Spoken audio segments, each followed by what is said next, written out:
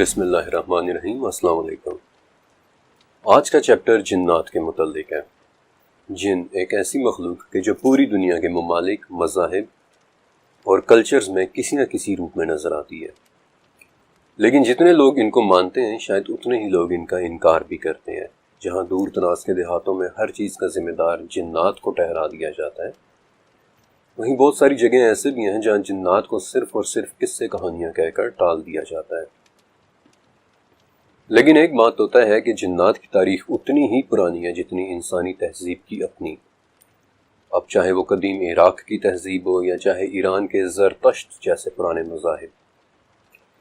جنات کی اتنی قدیم تاریخ سے متاثر ہو کر جن لوگوں نے انہیں سائنٹیفک علوم سے ثابت کرنا چاہا، انہوں نے کبھی انہیں وائرس یا کسی بیکٹیریا کا نام دے دیا کہ اصل میں جنات سے مراد خوردبین سے نظر آنے والے جاندار ہیں اور کچھ بھی نہیں، اور کچھ نے کہہ دیا کہ در حقیقت سرکش انسانوں کو ہی جنات کہا جاتا ہے۔ لیکن حقیقت ان سب تصورات سے بہت مختلف ہے، اور ہمارے سفر میں آج کا ٹاپک جنات کی دنیا سے ہے۔ لیکن جیسے میں آپ کو فرشتوں والے چیپٹر میں بڑی تفصیل سے بتا چکا ہوں کہ ہم اس کائنات کی کون سی چیز دیکھ سکتے ہیں اور کون سی چیز نہیں، تو فرشتوں ہی کی طرح جنات کو بھی تفصیلاً بیان کرنے کے لیے میں سب سے پہلے قرآن اور حدیث کے علم کا سہارا لوں گا، اور اس کے بعد میں آپ کو جنات کے متعلق صدیوں پر محیط تاریخ کے بارے میں بھی بتاؤں گا۔ اور یہ ٹاپک اتنا وسیع ہے کہ مجھے اس چیپٹر کے 4 حصے کرنے ہوں گے۔ اس چیپٹر کے پہلے حصے کے اندر میں جنات کے وجود کو، ان کی اقسام کو اور وہ دیکھنے میں کیسے ہوتے ہیں، اس ٹاپک پر کی گئی اپنی اسٹڈی کو آپ کے سامنے رکھوں گا۔ اس چیپٹر کے دوسرے حصے میں میں جنات اور شیاطین کے درمیان فرق کو آپ کے سامنے رکھوں گا، اور یہ کہ شیاطین میں ایسا کیا ہے کہ وہ جنات سے علیحدہ ہوتے ہیں یا الگ ہوتے ہیں۔ پھر اس چیپٹر کے تیسرے حصے کے اندر میں آپ کو ایک مخصوص شیطان کے بارے میں بتاؤں گا کہ جو اپنی عمر، اپنی صلاحیت اور اپنی سرکشی میں باقی تمام جنات سے زیادہ طاقتور ہے۔ اور اس چیپٹر کے آخری حصے میں آپ کو ایک ایسے شیطان کے بارے میں بتاؤں گا، ایک ایسے شیطان جن کے بارے میں کہ جو ہماری پیدائش سے لے کر آج تک ہمارے ساتھ ہے، یعنی کہ ہمارا ہمزاد۔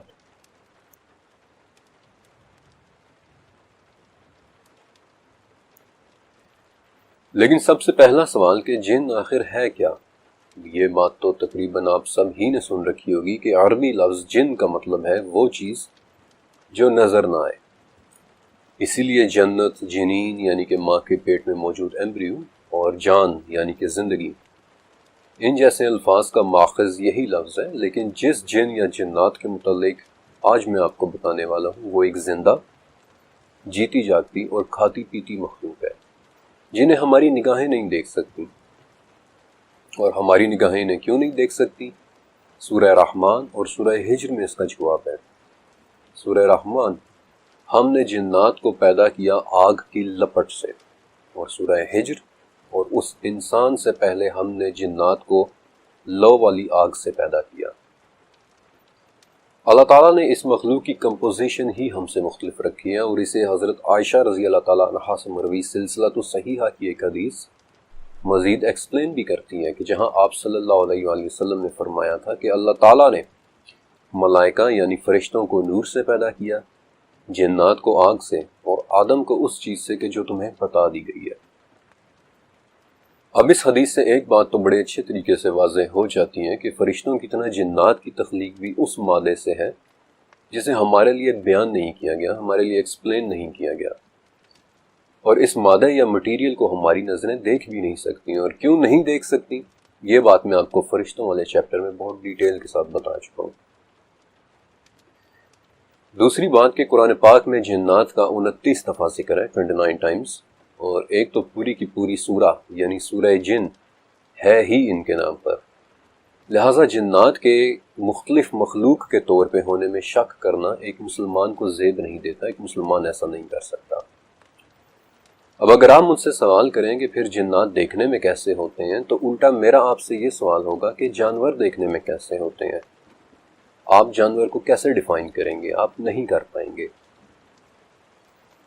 ایسا اس لیے کیونکہ ہر جانور کا اناٹومیکل میک اپ مختلف ہوتا ہے۔ آپ کسے جانور کہیں گے؟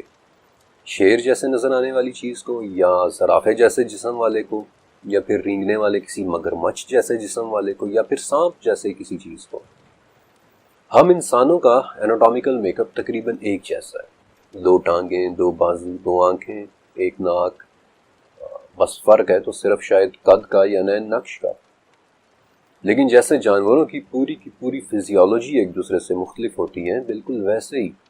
جنات کی مختلف قسمیں دیکھنے میں ایک دوسرے سے بالکل مختلف ہیں، اور آگے چل کر میں آپ کو تفصیل سے ان کے متعلق بتاؤں گا۔ اب جنات اللہ تعالیٰ کی ایک بہت ڈائیورس مخلوق ہے۔ مشکات شریف میں ابو ثعلبہ خشنی رضی اللہ تعالیٰ عنہ سے مروی ہے کہ الجن ثلاثہ، یعنی جنات کی 3 اقسام ہیں۔ ایک وہ قسم کے جن کے پر ہیں اور وہ ہوا میں اڑتے ہیں،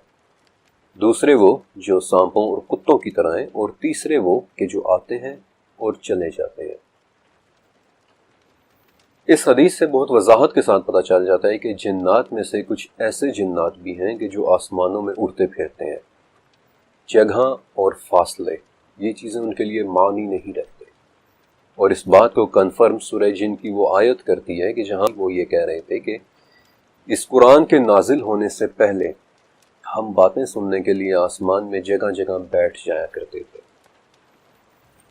اس پورے واقعے کا آغاز دراصل سورہ احقاف میں اس طرح ہوتا ہے کہ یاد کریں جب ہم نے جنات کی ایک جماعت کو آپ کی طرف متوجہ کیا کہ وہ قرآن سنیں۔ یہ واقعہ دراصل مکہ کے قریب ایک صحرائی وادی نخلہ میں پیش آیا تھا، جہاں آپ صلی اللہ علیہ وسلم اپنے اصحاب کو فجر کی نماز پڑھا رہے تھے کہ عین اسی وقت نصیبین اور بصرہ کے کچھ جنات جو اس وقت وہاں سے گزر رہے تھے آپ صلی اللہ علیہ وسلم کی طرف متوجہ ہوئے۔ لیکن میں چاہتا ہوں کہ آپ کو یہ واقعہ پورا سناؤں، کیونکہ اس طرح آپ کو جنات کی رسائی اور ان کے سوچنے کے انداز کے بارے میں بھی واضح ہو جائے گا۔ یہ پورا واقعہ بخاری کی ایک حدیث میں ہے کہ نبوت کے بعد ایک وقت آیا کہ جب جنات کو آسمان کی خبریں لینے سے روک دیا گیا تھا، اور آسمان میں جانے پر ان کی طرف انگارے پھینکے جانے لگے تھے، اور اسی بات کی وجہ جاننے کے لیے جنات زمین میں پھیل گئے، اور اس وقت وہ تہامہ کی طرف جا رہے تھے کہ راستے میں فجر کے وقت وادی نخلہ میں انہوں نے آپ صلی اللہ علیہ وسلم کو قرآن پاک پڑھتے ہوئے سنا اور کہا کہ اللہ کی قسم یہی ہے وہ جو ہمارے لیے آسمان کی خبریں سننے سے روک دیے جانے کا باعث بنا ہے۔ اور یہی وہ موقع تھا کہ جب نبی کریم صلی اللہ علیہ وسلم پر سورہ جن کی وہ آیات نازل ہوئی تھی کہ کہہ دیجئے مجھے وحی کی گئی ہے کہ جنات کی ایک جماعت نے قرآن سنا اور کہا کہ ہم نے عجیب قرآن سنا ہے۔ اس رات زبیر بن عوام بھی آپ صلی اللہ علیہ وسلم کے ساتھ تھے، اور مسند احمد کے مطابق سفیان کہتے ہیں کہ وہ جنات گھنے بالوں یا گہرے سایوں کی طرح وہاں تہ بتہ جمع ہو گئے تھے، اور امام بہقی کی دلائل النبوہ میں ہے کہ یہ 7 یا 9 جن تھے جو آپ صلی اللہ علیہ وسلم کے گرد ایک دائرے کی شکل میں کھڑے ہو گئے تھے۔ میرے ذاتی ایک تجربے کے مطابق ایک خاتون نے مجھے اپنی زندگی کا ایک واقعہ سنایا تھا کہ انہوں نے ایک ایسی حالت میں جن کو دیکھا کہ جیسے ہم کسی گرم سطح سے حرارت یا ہیٹ اٹھتی ہوئی دیکھتے ہیں۔ فرق صرف اتنا تھا کہ اس خاتون کو وہ حرارت پیلاہٹ مائل یا یلوئش ٹائپ نظر آ رہی تھی۔ وہ جن بالکل ایک انرجی کی طرح تھا اور کافی لمبے قد کا تھا کہ جو اپنی ٹانگیں سکیڑے ہوئے بیٹھا تھا۔ ان نظر نہ آنے والے جنات کے حوالے سے حضرت عبداللہ بن مسعود رضی اللہ تعالیٰ عنہ سے مروی ایک حدیث لیلۃ الجن یعنی جنات کی رات کے نام سے مشہور ہے، کہ جس میں عبداللہ بن مسعود کہتے ہیں کہ ایک رات ہم آپ صلی اللہ علیہ وسلم کے ساتھ تھے تو آپ ہم سے کہیں گم گئے۔ ہم نبی کریم کی تلاش میں نکلے اور ہم نے وادیوں میں بھی دیکھ لیا اور گھاٹیوں میں بھی تلاش کر لیا، لیکن ہمیں آپ صلی اللہ علیہ وسلم کہیں نہیں ملے، اور ہم خوفزدہ ہوئے کہ کہیں کسی نے نبی کو اغوا نہ کر دیا ہو یا معاذ اللہ بے خبری میں شہید نہ کر دیا ہو۔ عبداللہ بن مسعود کہتے ہیں کہ وہ رات ہم پر ایسی گزری کہ جیسے کسی قوم پر بدترین رات گزرتی ہے۔ جب صبح ہوئی تو ہم نے دیکھا کہ آپ صلی اللہ علیہ وسلم ہرا کی طرف سے چلے آ رہے ہیں، اور جب ہم نے جلدی میں یہ سارا واقعہ آپ کی خدمت میں پیش کیا تو آپ نے فرمایا کہ رات میرے پاس جنات کی دعوت دینے والا آیا تو میں اس کے ساتھ چلا گیا تھا، اور میں نے ان کے سامنے قرآن کی قرأت کی۔ اور ابن مسعود مزید کہتے ہیں کہ اس کے بعد آپ صلی اللہ علیہ وسلم ہمیں وہاں ساتھ لے کر بھی گئے، اور ہمیں ان کے پیروں کے نشانات تک بھی دکھائیں، یہاں تک کہ ان کی آنکھ کے نشان بھی۔ بخاری میں ایک حدیث ہے کہ جس میں مسروق انہی عبداللہ ابن مسعود کے بیٹے سے بات کرتے ہوئے کہتے ہیں کہ جن جنات نے قرآن سنا، نبی کریم صلی اللہ علیہ وسلم کو ان جنات کی خبر ببول کے ایک درخت نے دی تھی، لیکن مجھے اس حوالے سے کوئی ریفرنس نہیں مل سکا کہ ایگزیکٹلی یہ کون سی رات تھی، عبداللہ بن مسعود والی ہی لیلۃ الجن یا پھر کوئی ایک مختلف رات، کیونکہ جنات کے نبی کریم صلی اللہ علیہ وسلم کے پاس قرآن سیکھنے کی نیت سے آنے کے ملٹیپل واقعات ہیں۔ جنات کی ایک اور شکل سانپوں کی طرح بھی ہوتی ہے، اور اس پر عبداللہ بن عباس سے ایک حدیث بھی مروی ہے کہ آپ صلی اللہ علیہ وآلہ وسلم نے فرمایا، سانپ جنات کی مسخ شدہ صورتیں ہیں، جیسے بنی اسرائیل کو بندروں اور خنازیر کی صورت میں تبدیل کیا گیا۔ حضرت ابو سعید خدری کے ایک بھتیجے تھے رضی اللہ تعالیٰ عنہ، جن کی نئی نئی شادی ہوئی تھی۔ اب انہی دنوں غزوہ احزاب کا موقع آ گیا، تو جنگ کے دنوں کے دوران ایک وقت پر انہوں نے آپ صلی اللہ علیہ وسلم سے اپنے گھر جانے کی اجازت مانگی، جس پر آپ نے انہیں اجازت دے دی اور یہ بھی کہا کہ اپنا اسلحہ اپنے ساتھ لے کر جانا۔ اب جب وہ صحابی گھر پہنچے تو دیکھتے ہیں کہ بیوی دروازے پر کھڑی ہوئی ہے۔ صحابی کی غیرت اور غصے نے جوش مارا اور نیزہ بیوی کی طرف کر لیا، جس پر وہ کہنے لگی کہ جلد بازی میں نہ پڑو، پہلے وہ چیز دیکھو کہ جس نے مجھے گھر سے نکالا ہے۔ اب جب صحابی گھر میں داخل ہوئے تو دیکھتے ہیں کہ وہاں ایک بڑا ہی مکروہ قسم کا سانپ بیٹھا ہوا ہے۔ صحابی نے اسے اسی نیزے کی مدد سے باہر نکالنا چاہا، لیکن وہ نیزہ اسے لگ گیا اور وہ سانپ وہیں تڑپنے لگا۔ اب ابو سعید خدری کہتے ہیں کہ ہم نہیں جانتے کہ پھر وہاں کیا ہوا، پہلے سانپ مرا یا میرا بھتیجا۔ اور بعد میں ان کے لوگ نبی کریم صلی اللہ علیہ وسلم کے پاس آئے اور کہنے لگے کہ آپ اللہ سے دعا کریں کہ وہ ہمارا ساتھی ہمیں لوٹا دے، جس پر آپ صلی اللہ علیہ وسلم نے پھر 2 دفعہ یہ فرمایا کہ اپنے ساتھی کے لیے مغفرت طلب کرو، اور پھر یہ فرمایا کہ جنات میں سے کچھ جن اسلام لا چکے ہیں، جب تم انہیں دیکھو تو انہیں 3 مرتبہ ڈراؤ، یعنی 3 دن تک، اور اگر پھر بھی وہ نظر آئیں تو 3 دن کے بعد اگر انہیں مارنا چاہو تو پھر مار دو۔ ان صحابی کے گھر میں موجود وہ مکروہ سانپ دراصل ایک جن تھا۔ سن 1832 میں 1832 میں شریف جعفر نے ایک کتاب شائع کی تھی کہ اگر ہم جنات کو دیکھ سکیں تو وہ ہمیں آدھے انسان یا آدھے جانور کی شکل میں بھی نظر آ سکتے ہیں۔ اب یہ بات میرے لیے بالخصوص بڑی دلچسپی کا باعث بنی کہ اسے سلسلۃ الصحیحہ کی ایک حدیث بڑی وضاحت کے ساتھ کنفرم کرتی ہے۔ ابن ابی کے والد کا کھجوریں سکھانے کا ایک میدان تھا اور وہ بذات خود اس کی نگرانی کیا کرتے تھے۔ ایک مرتبہ وہاں معمول کے مطابق کھجوریں پڑی سوکھ رہی تھیں تو دیکھتے ہیں کہ ایک جگہ سے کھجوریں کم ہو رہی ہیں۔ یہ دیکھ کر انہوں نے وہاں نظریں رکھنی شروع کر دیں تو کیا دیکھتے ہیں کہ کم عمر لڑکے کی طرح کا کوئی جاندار وہاں کھڑا ہوا ہے۔ انہوں نے اسے سلام کیا اور اس جاندار نے آگے سے سلام کا جواب بھی دیا، جس پر انہوں نے پوچھا کہ تم انسانوں میں سے ہو یا جنات میں سے، اور اس نے کہا کہ جنات میں سے۔ اور ابن ابی کے والد نے اس کے ہاتھ دیکھے کہ جو بالکل کتوں کے ہاتھ کے جیسے تھے، اور اس پر بالکل کتوں ہی کی طرح کے بال بھی تھے۔ اس جن نے مزید یہ بھی کہا کہ جنات جانتے ہیں کہ ان میں مجھ سے زیادہ طاقتور اور کوئی نہیں ہے۔ تو ابن ابی کے والد نے پوچھا کہ پھر تمہیں چوری پر کس نے مجبور کیا ہے؟ تو اس نے جواب دیا کہ ہمیں خبر ملی ہے کہ تم ایک ایسے شخص ہو جو صدقہ کرنا پسند کرتا ہے، اس لیے ہم نے سوچا کہ ہم بھی تمہارا کھانا کھائیں۔ اس وقت ابن ابی کے والد کے سامنے وہ جن اس طرح سے تھا کہ اس کے ہاتھ کتوں کی طرح تھے، بلکہ کتوں کی شکل میں آنے والے جنات کے متعلق احادیث اور تاریخی ریکارڈ میں شاید کسی بھی دوسرے جانور سے زیادہ ملتا ہے۔ لیکن اس سے پہلے کہ میں آپ کو ان احادیث اور تاریخی ریکارڈز کے بارے میں بتاؤں، یہ جان لے کہ ان شکل بدلنے والے جنات یعنی کہ شیپ شفٹرز کے لیے یوں لگتا ہے کہ جیسے چتھونک جانور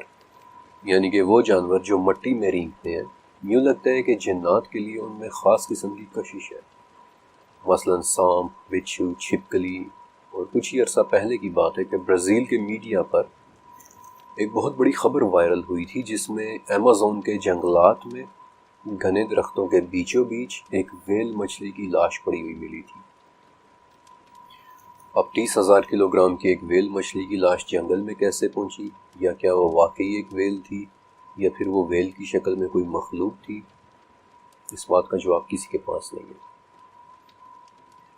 آپ سب نے حضرت سلیمان علیہ السلام کو جنات پر حکومت دیے جانے کے بارے میں بھی سنا ہوگا۔ حضرت سلیمان علیہ السلام کی اس حیرت انگیز سلطنت کے متعلق میں نے تفصیل کے ساتھ 15ویں چیپٹر میں لکھا ہے، لیکن فی الوقت میں آپ کے سامنے سورہ صاد کی صرف 2 آیات کا ذکر کرنا لازم سمجھتا ہوں کہ ہم نے طاقتور جنات کو بھی سلیمان کا فرما بردار کر دیا، اور ہر عمارت بنانے والے کو اور ہر غوطہ خور کو بھی، اور دوسرے جنات کو بھی کہ جو زنجیروں میں جکڑے رہتے تھے۔ اس وقت اسپین کے شہر اوکسانا میں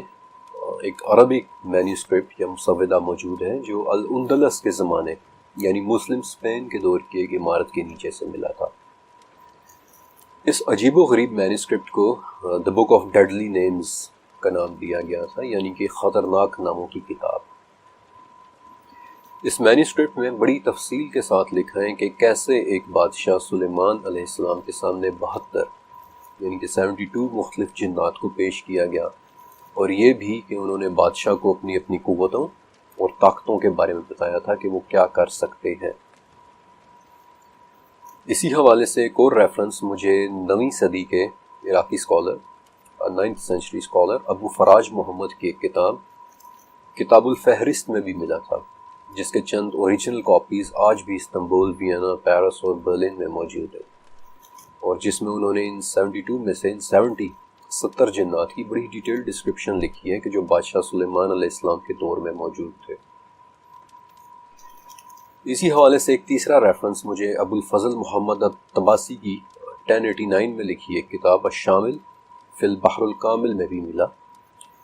جن میں سے سب جنات کی ڈسکرپشن تو میں آبویسلی اس چیپٹر میں نہیں بتا سکتا، لیکن چند ایک کے بارے میں آپ کو بتا دیتا ہوں۔ ان میں سے ایک نام المزاحب ہے، المزاحب کہ وہ ایک ایسا جن تھا کہ جس کا جسم سونے کی طرح چمکتا تھا۔ پھر ایک جن کا نام الابید ہے کہ جو بہت زیادہ سفید رنگت والا تھا اور اس کا پورا جسم نظر آتا تھا۔ پھر ایک جن کا نام الاحمر یعنی کہ سرخ رنگ کا ایک جن جس کی ٹانگوں کا صرف اوپری حصہ ہی نظر آتا تھا۔ پھر ایک نام بورکن کہ جس کی آواز بہت گرجدار سی تھی اور اس کی صرف کمر یعنی کہ پیٹھ ہی نظر آتی تھی۔ پھر ایک نام شمورش جس کے آنے کے وقت صرف اس کے پیٹ کی ایک جھلک سی نظر آتی تھی۔ پھر ایک میمون نام کا جن جس کے صرف پاؤں ہی نظر آتے تھے، اور ایک نام زبع کہ جو مٹی کے ایک طوفان کے ساتھ سفر کرتا تھا۔ اس آخری نام زبع کے حوالے سے حیرت انگیز طور پر ایک ریفرنس مجھے حضرت عیسیٰ علیہ السلام کے صرف 100 سال بعد لکھی جانے والی کتاب دا ٹیسٹمنٹس آف سولومن میں بھی ملا تھا۔ اب اس کتاب میں ایک واقعہ لکھا ہوا ہے کہ سلیمان علیہ السلام کے زمانے میں ایک ایسا جن بھی تھا کہ جو ہوا میں موجود ریت کی طرح اڑتا تھا، اور سلیمان علیہ السلام نے ایک شخص کو بھیجا کہ وہ چمڑے کے ایک مشکیزے کا منہ اس طرح سے کھول کر رکھ دے کہ جب صحرا کی ہوا چلے تو مشکیزہ ہوا میں اڑنے والی ریت سے بھر جائے، اور اس طرح وہ شخص زبع کو اس مشکیزے کے اندر لے جانے میں کامیاب ہو گیا۔ اور پھر اس کے بعد زبع کو استعمال کرتے ہوئے ایک ایسا پتھر اٹھا کر ہیکل سلیمانی کی عمارت میں لگوایا گیا تھا کہ جو باقی جنات کے لیے بھی اٹھانے میں بہت بڑا۔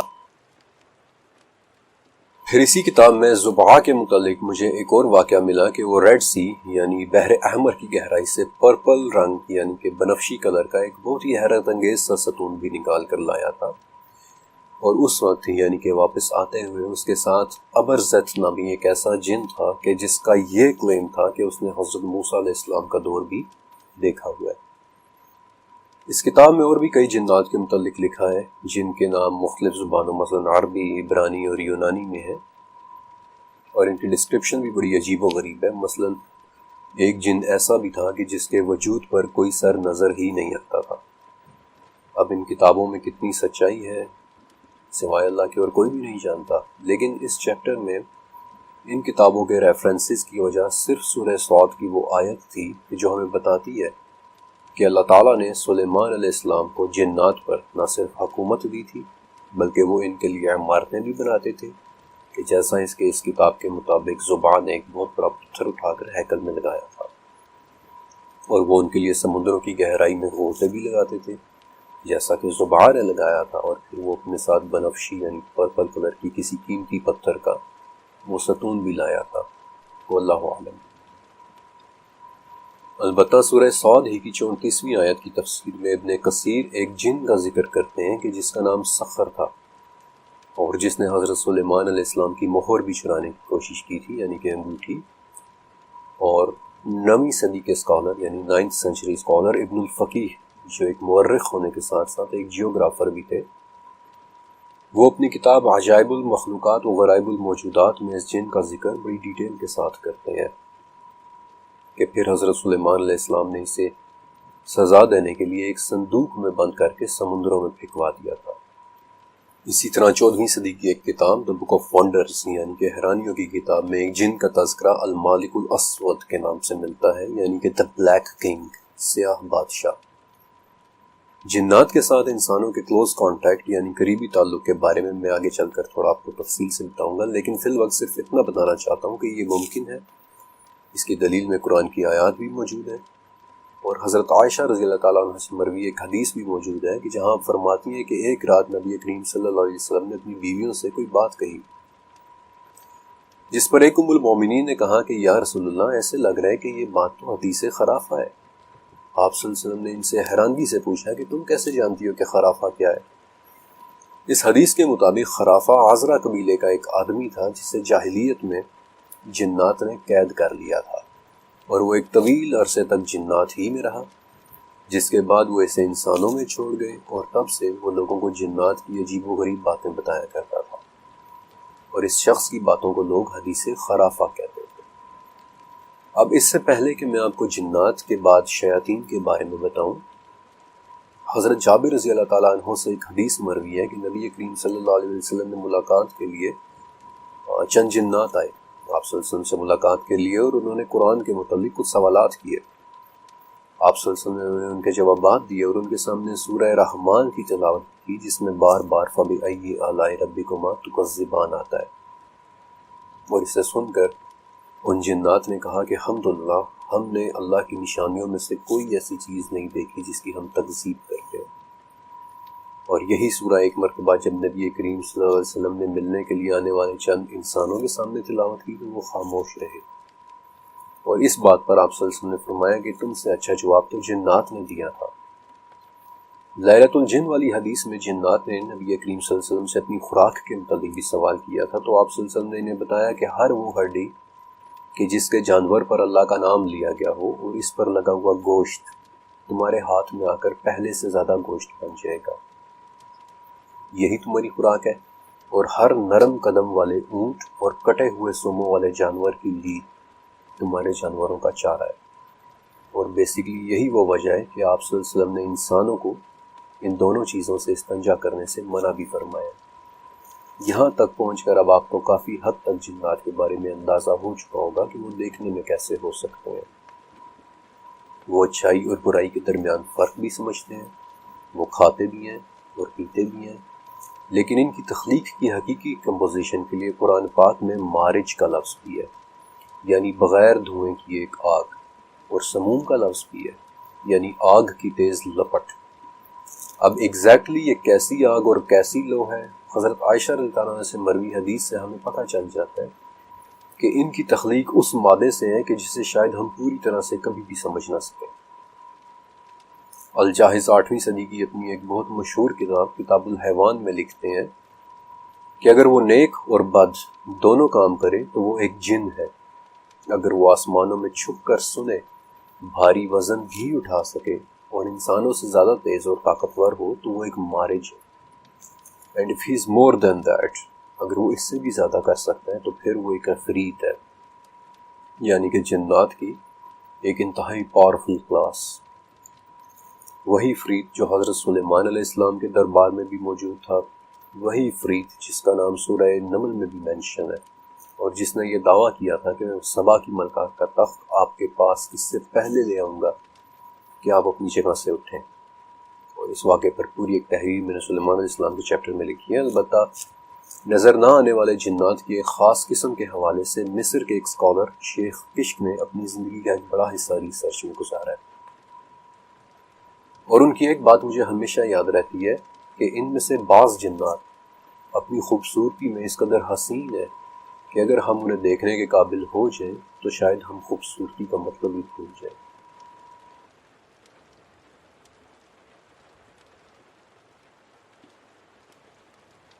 اب اس پوائنٹ سے آگے میں آپ کو شیاطین کے بارے میں بتاؤں گا۔ زیادہ تر اسکالرز جنات اور شیاطین میں فرق کرتے ہیں اور جنات کو انسانوں کے زیادہ قریب مانتے ہیں، کیونکہ قرآن پاک نے جنات اور انسانوں کو اکثر جگہوں پر ایک ہی ساتھ مخاطب کیا ہے، اور ان میں فرق کا سب سے بڑا ثبوت سورہ انعام کی 112ویں آیت ہے کہ ہم نے ہر نبی کے دشمن بہت سے شیاطین پیدا کیے تھے، کچھ انسانوں اور کچھ جنات میں سے۔ شیاطین جنات میں سے بھی ہوتے ہیں اور انسانوں میں سے بھی، جیسا کہ حذیفہ بن یمان رضی اللہ تعالیٰ عنہ سے روایت ہے کہ آپ صلی اللہ علیہ وسلم نے فرمایا، میرے بعد ایسے امام یعنی حکمران اور رہنما ہوں گے کہ جو میری سنت پر نہیں چلیں گے، اور جلد ہی ان میں سے ایسے بھی لوگ ہوا کریں گے کہ جن کے جسم انسانی لیکن دل شیاطین کے ہوں گے۔ البتہ اس چیپٹر کا مقصد ان انسانی شیطانوں کو نہیں بلکہ ان شیاطین کے متعلق آپ کو بتانا ہے کہ جو جنات میں سے ہیں اور جو صرف اور صرف برائی سے منسوب ہیں۔ اس چیپٹر کے اندر میں آپ کو انہی شیاطین کے بارے میں مختلف احادیث، ان کی شکل و صورت اور ان کے متعلق موجود مختلف تاریخی لٹریچر کے بارے میں بتاؤں گا۔ اس لفظ شیطان کے دو ماخذ ہیں، ایک عبرانی زبان میں شیطان کا لفظ ہے دشمن یا مخالف، اور عربی میں شیطان کا لفظ شطن سے نکلا ہے کہ جس کا مطلب ہے بھٹک جانے والا۔ جنات اور شیاطین کی تاریخ انسان سے بھی پہلے کی ہے، کیونکہ ان کی تخلیق بھی انسان سے پہلے کی ہے۔ مثلا سورہ ہجر کے مطابق ہم نے انسان کو کالی سڑی ہوئی کھنکھناتی مٹی سے پیدا کیا، اور اس سے پہلے ہم نے جنات کو آگ کی لپٹ سے پیدا کیا۔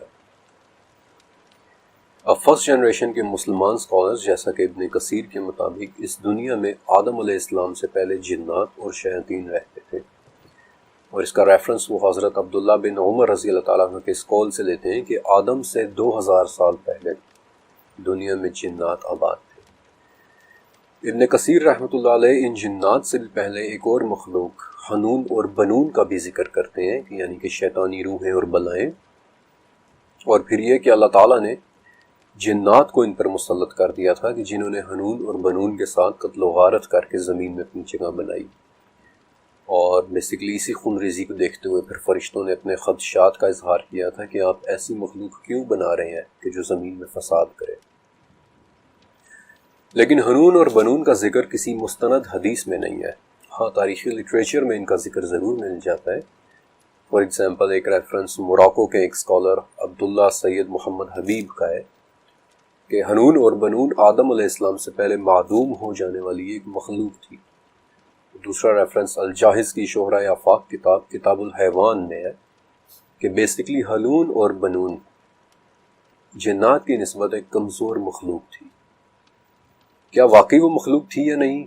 اللہ بہتر جانتا ہے۔ بہرحال حنون اور بنون کے خاتمے کے بعد آہستہ آہستہ ان جنات میں بھی سرکشی پڑنا شروع ہوئی، اور وہ خود کو اس زمین کے اکلوتے وارث سمجھنا شروع ہو گئے۔ اور امام الصدی اپنی تفسیر میں حضرت مرہ بن مسعود رضی اللہ تعالیٰ عنہ اور دوسرے صحابیوں مثلا ابن عباس رضی اللہ تعالیٰ عنہ سے روایت کرتے ہوئے لکھتے ہیں کہ جب جنات میں یہ سرکشی حد سے زیادہ بڑھ گئی تو جنات ہی میں سے ایک جن کہ جو اس وقت آسمان میں فرشتوں کے ساتھ تھا، جس کے متعلق آپ اس چیپٹر کے آخر میں پڑھیں گے، اسے فرشتوں کے ساتھ زمین پر بھیجا گیا، اور پھر انہوں نے ان زمینی جنات اور شیاطین کو سمندری جزائر کی طرف دھکیل دیا۔ اور دلچسپی کی بات یہ ہے کہ مجھے اپنی اس ریسرچ کے دوران شیاطین کی شکل و صورت کے متعلق سب سے زیادہ ڈیٹیلز کینیڈا کے بالکل شمال میں سمندری جزائر میں رہنے والے انویٹس لوگوں کے ہاں ملی تھی۔ یہ لوگ آرکٹک کے برفیلے جزائر کے قریب رہتے ہیں، اور ان کے ہاں مجھے 3500 سے زیادہ مختلف شیاطین کی ڈسکرپشن ملی تھی۔ اور پھر دوسرے نمبر پر دنیا کے سب سے پرانے مذہب میں سے ایک مذہب یعنی زرتشت میں۔ لیکن اس سے پہلے کہ میں آپ کے سامنے شیاطین کے متعلق ہزاروں سال پرانا لٹریچر رکھوں، میں چاہتا ہوں کہ آپ کے سامنے قرآن اور حدیث کی روشنی میں شیاطین کو ایک مرتبہ ڈسکرائب کر دوں۔ ابو داؤد، بخاری اور سلسلہ الصحیحہ، ان تینوں کتابوں میں، حدیث کی کتابوں میں، جابر بن عبداللہ رضی اللہ تعالیٰ عنہ سے روایت ہے کہ نبی کریم صلی اللہ علیہ وسلم نے فرمایا، سورج غروب ہونے کے بعد اپنے جانوروں کو مت چھوڑو، اپنے بچوں کو روک لو، کیونکہ یہ شیاطین کے پھیلنے کا وقت ہے، یہاں تک کہ رات کا اندھیرا چھا جائے۔ پھر اللہ کا نام لے کر اپنا دروازہ بند کر دو، اللہ کا نام لے کر چراغ بجھا دو، اور اللہ کا نام لے کر پانی کا برتن اور دوسرے برتن ڈھک دو، اور اگر ڈھکن نہ ہو تو درمیان میں ہی کوئی چیز رکھ دو۔ شیاطین اور رات کا تعلق یقیناً بہت گہرا ہے۔ ابو ہریرہ رضی اللہ تعالیٰ عنہ سے مروی ہے کہ نبی کریم صلی اللہ علیہ وسلم نے فرمایا، جب تم رات کے وقت مرغ کی آواز سنو تو اللہ سے اس کا فضل مانگو، کیونکہ اس وقت وہ یعنی کہ مرغ فرشتے کو دیکھ رہا ہوتا ہے، اور جب رات کے وقت تم گدھے کی آواز سنو تو فوراً شیطان کے شر سے اللہ کی پناہ مانگو، کیونکہ اس وقت وہ شیطان کو دیکھ رہا ہوتا ہے۔ رات ہی کے وقت کے حوالے سے مسند احمد میں عبداللہ بن عمر رضی اللہ تعالیٰ عنہ سے مروی ہے کہ آپ صلی اللہ علیہ وسلم نے فرمایا، اگر لوگ جان لیں کہ رات کو اکیلا سفر کرنے میں کیا نقصان ہے تو کوئی بھی شخص رات کے وقت اکیلا سفر نہیں کرے گا۔ رات کے علاوہ شیاطین کے لیے مختص اوقات کے حوالے سے بخاری میں آپ صلی اللہ علیہ وسلم کی حدیث ہے کہ سورج طلوع اور غروب ہونے کے وقت نماز نہ پڑھو، کیونکہ یہ شیاطین کے اوقات ہے۔ آپ صلی اللہ علیہ وسلم جب کبھی مشرق کی طرف دیکھتے تو فرماتے کہ افسوس، فتنہ اسی طرف سے اٹھے گا، اور وہ صدی بھی شیطانی صدی ہوگی۔ آپ صلی اللہ علیہ وسلم اپنے اصحاب کو دھوپ اور سائے کی درمیانی جگہ یعنی کہ آدھی دھوپ اور آدھی چھاؤں میں بھی بیٹھنے سے منع فرماتے تھے، کیونکہ اس طرح سے شیاطین بیٹھتے ہیں۔ اب ان احادیث سے شیاطین کی عادات کے بارے میں اچھا خاصا اندازہ ہو جاتا ہے، لیکن ان کی شکل و صورت کے حوالے سے چند بہت اسپیسیفک احادیث بھی موجود ہیں۔ قتادہ بن نعمان رضی اللہ تعالیٰ عنہ سے مروی ہے کہ ایک رات شدید سیاہ تھی اور بے پناہ بارش ہو رہی تھی، اور میں آپ صلی اللہ علیہ وسلم کی خدمت میں عشاء پڑھنے کے لیے گیا، تو جب آپ صلی اللہ علیہ وسلم نے سلام پھیرا اور ان کی مجھ پر نظر پڑی تو آپ صلی اللہ علیہ وسلم نے پوچھا کہ قتادہ تمہیں کیا ہوا ہے، تم اس وقت یہاں پر؟ تو میں نے کہا کہ یا رسول اللہ صلی اللہ علیہ وسلم، میرا خیال تھا کہ آج نمازی کم ہوں گے، اس لیے میں نے چاہا کہ چلو میں تو مسجد پہنچ جاؤں تاکہ میں آپ کے ساتھ نماز پڑھ لوں۔ اس پر آپ صلی اللہ علیہ وسلم نے فرمایا کہ جب تم نماز پڑھ لو تو میرے آنے تک اپنی جگہ پر بیٹھے رہنا۔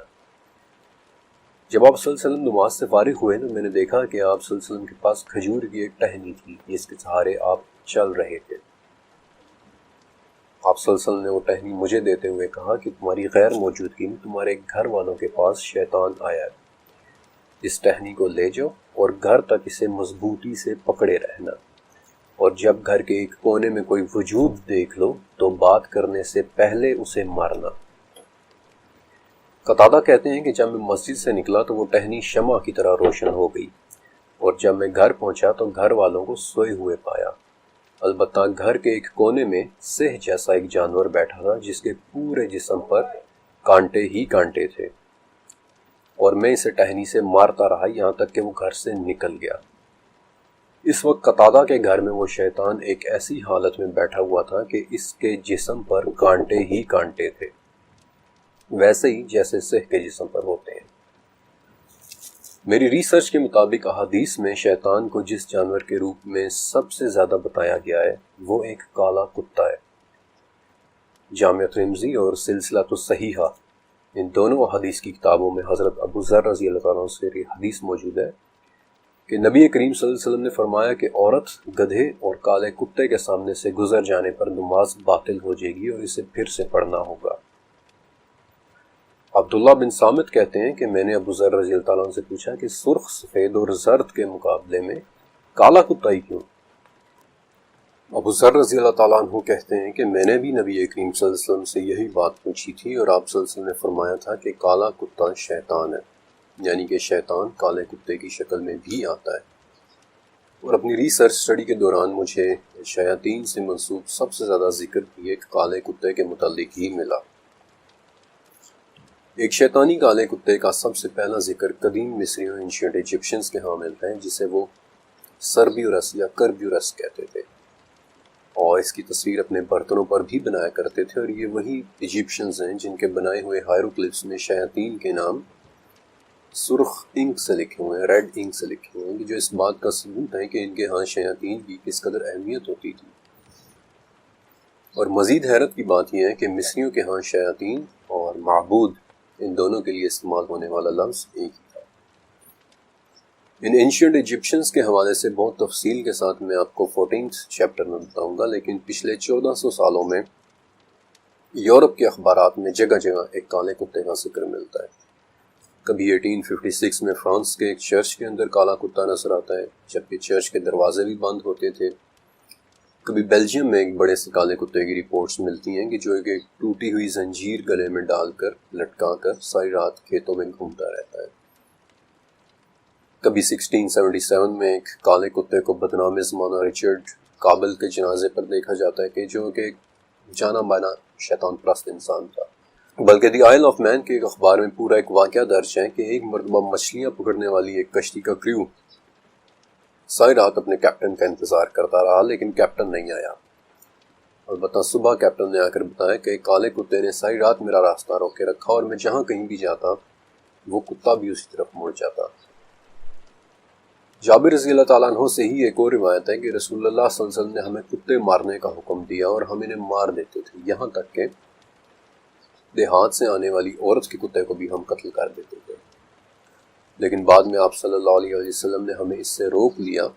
اور کہا کہ آنکھوں پر سفید رنگ کے 2 نقطوں والے کتے کو مارو، کیونکہ وہ شیطان ہے۔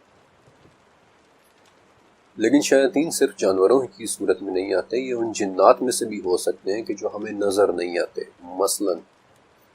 حضرت ابو درداء رضی اللہ تعالیٰ عنہ سے روایت ہے، آپ کہتے ہیں کہ ایک مرتبہ ہم نے نبی صلی اللہ علیہ وسلم کو نماز کے دوران اعوذ باللہ منک کہتے سنا۔ پھر آپ صلی اللہ علیہ وسلم نے کہا کہ اللہ نک باللعنت اللہ، اور یہ آپ صلی اللہ علیہ وسلم نے 3 مرتبہ کہا، اور اپنا ہاتھ ایسے آگے بڑھایا کہ جیسے آپ صلی اللہ علیہ وسلم کسی چیز کو پکڑ رہے ہیں۔ جب آپ نماز سے فارغ ہوئے تو ہم نے پوچھا کہ یا رسول اللہ، آج ہم نے نماز میں آپ کی زبان سے وہ کلمات سنے ہیں کہ جو پہلے کبھی نہیں سنے تھے، اور آپ نے ہاتھ بھی اٹھایا۔ اس پر آپ صلی اللہ علیہ وسلم نے فرمایا کہ وہ شیطان تھا اور میرے چہرے پر آگ کا ایک شعلہ پھینکنا چاہتا تھا، تو پہلے میں نے اس مخاطب کر کے اعوذ باللہ منک کہا، اور پھر اللہ عنک بلعنت اللہ کہا، اور پھر اسے پکڑنے کے لیے ہاتھ بڑھایا، لیکن وہ پیچھے ہٹ گیا، ورنہ صبح کو اہل مدینہ کے بچے اس کی لاش کے ساتھ کھیل رہے ہوتے جو گیند کی شکل کی ہوتی۔ اس آگ کے شعلے والے شیطان کے بارے میں یوں لگتا ہے کہ شاید یہ شیاطین کی کسی خاص قسم میں سے ہے، کیونکہ اس طرح کا ایک اور شیطان ایک مختلف واقعے میں ایک مختلف حدیث میں بھی نظر آتا ہے۔ یہ دوسری حدیث بیسیکلی حضرت عبد الرحمن بن خنبش رضی اللہ تعالیٰ عنہ سے مروی ہے۔ عبد الرحمن کہتے ہیں کہ جس رات شیاطین وادیوں اور پہاڑوں سے اتر کر رسول اللہ صلی اللہ علیہ وسلم کی طرف آنے لگے تو ان میں ایک شیطان ایسا بھی تھا جس کے پاس آگ کا ایک شعلہ تھا، جس سے وہ آپ صلی اللہ علیہ وسلم کو جلا دینا چاہتا تھا، لیکن اس پر رعب طاری ہو گیا اور وہ پیچھے ہٹنے لگا۔ اور اس وقت جبرائیل علیہ السلام آپ صلی اللہ علیہ وسلم کے پاس آئے اور کہا کہ یا رسول اللہ کہیں۔ آپ نے پوچھا کہ کیا کہوں؟ جبرائیل علیہ السلام نے کہا کہ کہیں، میں اللہ کے مکمل کلمات کی پناہ میں آتا ہوں جن سے کوئی نیک اور کوئی فاجر تجاوز نہیں کر سکتا، ہر اس چیز کے شر سے جو اس نے پیدا کی اور زمین میں پھیلائی، ہر اس چیز کے شر سے کہ جو آسمان سے نازل ہوتی ہے اور اس میں چڑھتی ہے، اور ہر اس برائی کے شر سے کہ جو زمین میں پیدا ہوتی ہے اور زمین سے نکلتی ہے، اور رات اور دن کے فتنوں سے، اور رات کو ہر آنے والے سے سوائے اس کے کہ جو خیر کی خبر لائے، یا رحمان۔ اور تب اللہ کے حکم سے اس شیطان کی آگ بجھ گئی۔ جنات اور شیاطین، ان دونوں کے انسانوں کے ساتھ کلوز کانٹیکٹ کے بارے میں احادیث بھی موجود ہیں، جن میں سے ایک حدیث میں سوئے ہوئے انسان کے سر کے پیچھے شیطان کے 3 گرہیں لگا دینے کا ذکر ہے۔ دوسری حدیث میں نیند کے دوران شیطان کے رات بھر ناک کے نتھنے میں بیٹھے رہنے کا ذکر ہے، اور نہ صرف یہ بلکہ ایک حدیث میں گھروں کے اندر بھی شیاطین کی موجودگی کا ذکر اس طرح ملتا ہے کہ جہاں 5 گھر واقع ہوں، یا ایک روایت میں جہاں 3 شخص رہتے ہوں اور ان میں نہ اذان دی جائے نہ نماز پڑھی جائے، وہاں شیاطین کا غلبہ ہو جاتا ہے۔ پھر کچھ شیاطین جنات کا آسمان تک جانے کی کوششوں کا ذکر بھی سورہ صافات میں ملتا ہے، اور اس کا مفہوم کچھ اس طرح سے ہے کہ دنیا کا آسمان ستاروں سے مزین ہے اور سرکش شیطانوں سے محفوظ ہے۔ وہ فرشتوں کی باتوں کو سننے کے لیے کان بھی نہیں لگا سکتے، لیکن اگر اس وقت ان میں سے کوئی جن ایک بات اچک لے تو انہیں ہر طرف سے ایک دہکتے ہوئے شعلے کے ساتھ مارا جاتا ہے۔ عموماً ان دہکتے ہوئے شعلوں کو شہاب ثاقب ہی لکھا اور سنا جاتا ہے، لیکن اس بات کا کیا مطلب ہوا کہ اگر ان میں سے کوئی ایک بات اچک لے؟ حضرت عائشہ رضی اللہ تعالیٰ عنہ سے مروی ہے کہ ایک مرتبہ لوگوں نے نبی صلی اللہ علیہ وآلہ وسلم سے ایک سوال کیا کہ یا رسول اللہ، یہ کاہن تو بعض اوقات ایسی چیز بھی بتا دیتے ہیں کہ جو سچ نکلتی ہے۔ تو اس پر آپ صلی اللہ علیہ وسلم نے فرمایا کہ وہ شیاطین جنات کی بات ہوتی ہے جو وہ آسمان سے چوری کر لیتے ہیں، اور پھر اس ایک سچی بات میں 100 سے زیادہ جھوٹ ملا کر کاہنوں کو بتاتے ہیں۔ اور اس حدیث کے الفاظ کے مطابق کاہنوں کے کان میں شیاطین کی یہ باتیں اس طرح سے سنائی دے رہی ہوتی ہیں کہ جیسے ان کے کان میں کوئی مرغی کٹکٹا رہی ہے۔ بے شک شیاطین جنات زمینوں اور آسمانوں میں اڑتے اور گھومتے پھرتے ہیں، بلکہ سنن نسائی میں ابن عباس رضی اللہ تعالیٰ عنہ سے مروی حدیث ہے کہ ایک شخص آپ صلی اللہ علیہ وسلم کی خدمت میں حاضر ہوا اور کہا کہ یا رسول اللہ، میں نے ایک عجیب شے کو آسمان سے اترتے اور اسے اپنی طرف آتے دیکھا ہے، اور میرے بھی دل میں یہ خواہش پیدا ہوئی ہے کہ میں اس سے بات کروں، لیکن پھر میں نے فوراً خود پر قابو پا لیا اور وہاں سے پیچھے ہٹ گیا۔ اب ابن عباس کہتے ہیں کہ ظاہر ہے وہ شخص آپ صلی اللہ علیہ وسلم سے اس چیز کے متعلق دریافت کرنا چاہ رہا تھا، لیکن آپ صلی اللہ علیہ وسلم نے صرف یہ جواب دیا کہ اللہ اکبر، اللہ کا شکر ہے کہ تم نے ایمان کے ذریعے دل سے اس چیز سے ملنے کے وسوسے کو دور کر دیا۔ ان شیاطین میں میل اور فیمیل کے حوالے سے ویسے تو کئی ایک ثبوت موجود ہیں کہ ان میں فیمیل شیطانہ بھی ہوتی ہے۔ مثلا سلسلہ صحیحہ کی 46ویں حدیث کہ جس میں لفظ شیطانہ بذات خود موجود ہے، اور پھر زید بن ارقم کے ذریعے نبی کریم صلی اللہ علیہ وسلم کی وہ دعا کہ جو آپ نے ہمیں بیت الخلاء جانے سے پہلے پڑھنے کی تاکید کی تھی کہ اللہم انی اعوذ بک من الخبث والخبائث، یعنی کہ میں خبیث جنوں اور خبیث جنیوں سے تیری پناہ میں آتا ہوں۔ ان احادیث سے صاف پتہ چلتا ہے کہ شیطانہ اور خبائث یعنی کہ فیمیل شیطانہ ایگزسٹ کرتی ہیں، لیکن وہ ہم سے کس حد تک کانٹیکٹ کرتی ہیں، یا انسان اور جنایا یا جن اور انسان عورت کے درمیان شادی جیسا کوئی رشتہ بن سکتا ہے یا نہیں، اس پر علماء کے درمیان اختلاف ہے، اور اس پر بھی اختلاف ہے کہ اگر بالفرض یہ شادی ہو بھی جائے تو کیا ان کے درمیان اولاد ہو سکتی ہے یا نہیں۔ البتہ ان شیطانہ یعنی فیمیل شیاطین کے بارے میں مجھے بہت تفصیلی ڈیٹیلز 1486 میں یورپ میں لکھی ایک کتاب میں ملی تھی۔ یہ اس قدر حیرت انگیز معلومات تھیں کہ اس کتاب کے حیران کن ماضی اور اس کے لکھے جانے کے بعد ہونے والے عجیب و غریب واقعات کا میں نے تفصیل کے ساتھ 19ویں چیپٹر میں لکھا ہے، اس لیے اس کتاب کا تذکرہ میں ابھی یہاں نہیں کر رہا۔ شیاطین کا تاریخ میں ذکر اتنا ہی پرانا ہے جتنی تاریخ خود پرانی ہے۔ دنیا کی سب سے پرانی میسوپوٹامیان تہذیب کی جو ماڈرن عراق میں 5000 سال پہلے موجود تھی، ان میں بھی ایک ایسی نقصان دہ اور ایک اندیکھی مخلوق کا ذکر ہے کہ جو ہمیں نقصان پہنچانا چاہتی ہے۔ قدیم مصری یعنی اینشنٹ ایجپشنز بھی ایک ایسے ہی نظر نہ آنے والے بھٹکے ہوئوں کے بارے میں باتیں کرتے ہیں جن سے بچنے اور جن کو بلانے کے لیے انہوں نے پورے منتر ایجاد کیے تھے، کیونکہ ان کا ماننا یہ تھا کہ یہ شیاطین طاعون، دماغی امراض، حتیٰ کہ موت تک کی وجہ بھی بن سکتے ہیں، اور انہوں نے بڑی تفصیل کے ساتھ اپنے ہائیروگلفس میں ساری انفارمیشن چھوڑی ہے، جن کے متعلق میں آپ کو 13ویں چیپٹر میں بتاؤں گا۔ اہل کتاب یعنی یہودی اور عیسائیوں کے ہاں بھی شیاطین کا کانسیپٹ بڑی وضاحت سے ملتا ہے۔ وہ ایک ایسے شیطان کے بارے میں بھی بات کرتے ہیں کہ جو پانی کے برتنوں میں بیٹھ جاتا ہے اور وہاں سے پینے والوں کو تنگ کرتا ہے۔ پھر تالمودک لٹریچر میں آشما دائیوا